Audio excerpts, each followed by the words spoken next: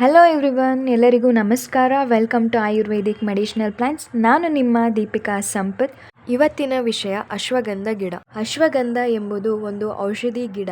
ಆಯುರ್ವೇದ ಪಂಡಿತರು ಸಂಸ್ಕೃತದಲ್ಲಿ ಇದಕ್ಕೆ ನೀಡಿದ ಹೆಸರು ವಾಜಿಗಂಧ, ಆಯಗಂಧ. ಎತ್ತರಕ್ಕೆ ಬೆಳೆಯುವ ಮೂಲಿಕೆ. ಆಫ್ರಿಕಾ, ಮೆಡಿಟರೇನಿಯನ್ ಪ್ರದೇಶ, ಭಾರತದಲ್ಲಿ ಸ್ವಾಭಾವಿಕವಾಗಿ ಬೆಳೆಯುತ್ತದೆ. ಅಶ್ವಗಂಧ ಬೆಳೆಯಿಂದ ದೊರೆಯುವ ಆಲ್ಕಲಾಯ್ಡ್ಗಳಲ್ಲಿ ಥೆನಿನ್ ಮತ್ತು ಸಾಮ್ನಫೆರಿನ್ ಸಸ್ಯಕ್ಷಾರ ಮುಖ್ಯವಾದವು. ಅಶ್ವಗಂಧ ಬೇರನ್ನು ಸ್ವಚ್ಛಗೊಳಿಸಿ ಪುಡಿ ಮಾಡಿ ಸೇವಿಸಿದರೆ ಅಶ್ವದಂತೆ ಶಕ್ತಿಬಲ, ಉತ್ಸಾಹ ಬರುತ್ತದೆ.